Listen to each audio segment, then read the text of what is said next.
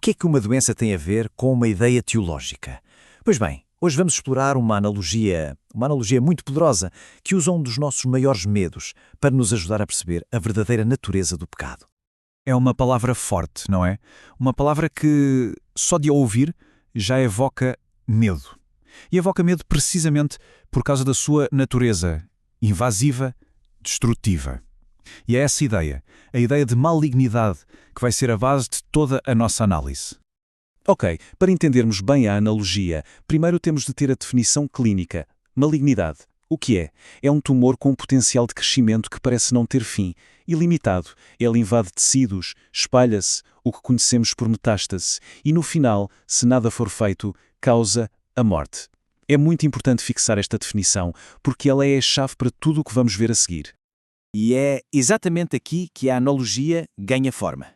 A ideia é que o pecado age no nosso ser da mesma forma que uma malignidade age no corpo. Ou seja, não é só um erro aqui e ali, um ato isolado, mas sim uma condição com consequências profundas e invasivas. E o primeiro paralelo é assustadoramente claro: a metástase. Tal como um tumor maligno, a ideia aqui é que o pecado nunca fica contido, ele espalha-se sempre. Pensemos nisto um pouco. Se não for confrontado, o pecado vai se infiltrando, contaminando todas as áreas da nossa vida. E o mais importante, nunca é um assunto privado. Mesmo aqueles pensamentos ou atitudes que achamos que são só nossos, acabam por se manifestar e inevitavelmente afetam a família, os amigos, a comunidade inteira. E se calhar uma das formas mais potentes deste contágio é através daquilo que dizemos. As palavras têm um poder imenso, tanto para construir como para destruir. Esta passagem bíblica põe a fasquia muito, muito alta para a forma como comunicamos. O objetivo não é só evitar dizer coisas más, é mais do que isso. É promover ativamente o bem para, e a expressão é esta, transmitir graça a quem nos está a ouvir. O contraste é gritante. A nossa conversa tem um de dois resultados possíveis. Ou edifica e traz graça, ou destrói e traz desgraça. Aparentemente, não há aqui um meio termo. É um ou outro. E vamos a exemplos práticos, do dia-a-dia. A fofoca, por exemplo. Não só magoa a pessoa de quem se está a falar, como também envenena a mente de quem ouve. Ou então queixar-nos constantemente. Pode parecer uma coisa inofensiva, não é? Mas, na verdade, semeia descontentamento nos outros. É como se as nossas palavras fossem de facto contagiosas. Bem, até agora falámos dos sintomas, digamos, externos, as ações, as palavras. Mas qual é a raiz do problema? A verdadeira causa? Vamos olhar para dentro. E aqui está o ponto central.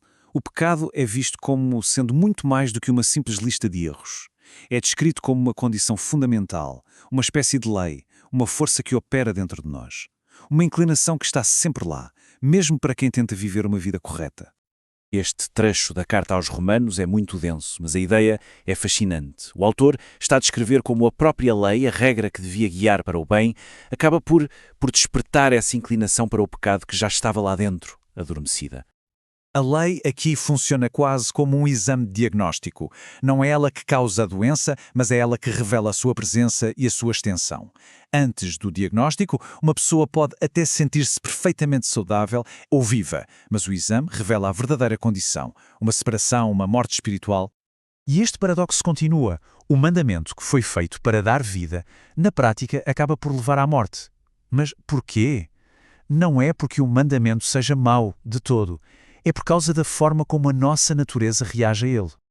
E esta é a pergunta que se segue, não é? É a pergunta lógica. Como é que uma coisa boa pode levar a um resultado tão mau? E aqui está a resposta. A falha não está na lei, está na nossa condição. O pecado, por assim dizer, usa o padrão perfeito da lei para esfregar na nossa cara a nossa imperfeição. E como não conseguimos cumprir tudo na perfeição, a lei, que devia ser um caminho para a vida, acaba por se tornar a prova da nossa condenação. Agora, vamos aprofundar a analogia médica. Esta secção fala de uma ilusão muito perigosa, a ilusão de saúde espiritual. Voltemos à nossa analogia inicial. Uma história de recorrência de câncer é sempre uma tragédia. Primeiro, há a alegria da cura, aquela sensação de vitória. E depois, a descoberta devastadora de que a doença, afinal, ainda estava lá a trabalhar em silêncio. E isto ilustra de forma perfeita o perigo dos pecados que a nossa cultura até considera aceitáveis. Sentimos-nos justos porque não cometemos os grandes pecados, os pecados que dão nas vistas. Mas esse sentimento pode ser um falso negativo, que apenas mascara a malignidade que continua a operar dentro de nós. Então, quais são as consequências de tolerar estes pecados que parecem mais pequenos? Vamos ver o prognóstico. Pensemos nisto. Impaciência, orgulho, ressentimento, são coisas que muitas vezes desculpamos em nós. Às vezes até lhes chamamos defeitos de personalidade, não é?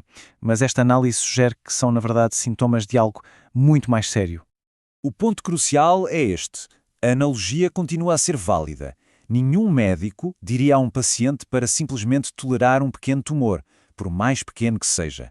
Da mesma forma, tolerar estes pecados subtis na vida espiritual é ignorar um perigo real, um perigo que está a crescer. E a progressão é assustadora. O que começa como um pequeno ressentimento, se não for tratado, pode crescer e tornar-se amargura. Essa amargura amadurece e transforma-se em ódio. E o resultado final desta progressão, como a fonte sugere, é devastador. Leva à morte, seja espiritual ou até mesmo física.